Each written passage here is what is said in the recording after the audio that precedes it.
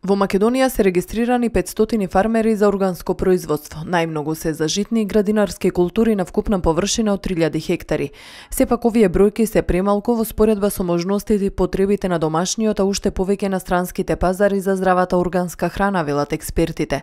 Наспроти зголемениот интерес за снабдување со органски производи, мал е бројот на земјоделци кои продуцираат органска храна. Во југоистокот од Македонија има само 100, најмногу од нив произведуваат овошје, чаеви, сточарски производи, печурки и преработки од овошје и зеленчук.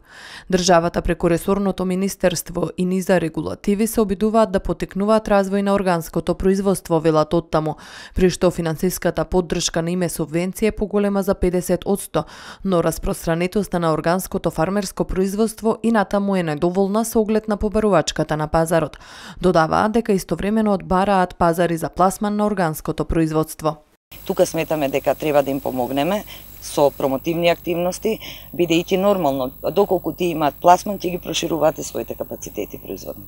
Од компаниите кои обезбедуваат средства за заштита на растенија велат дека интересот се зголемува, но основен предуслов е цената на препаратите која е повисока во споредба со конвенционалните. Целта на здруженијата пак на органски производители е овие производи се почесто да се користат.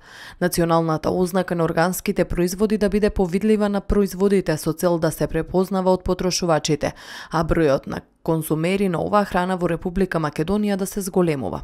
Нашите земјоделци ќе имаат голема компаративна предност. Прво ќе добијат и повисока цена и ќе бидат повеќе почитувани и барани од странските купувачи.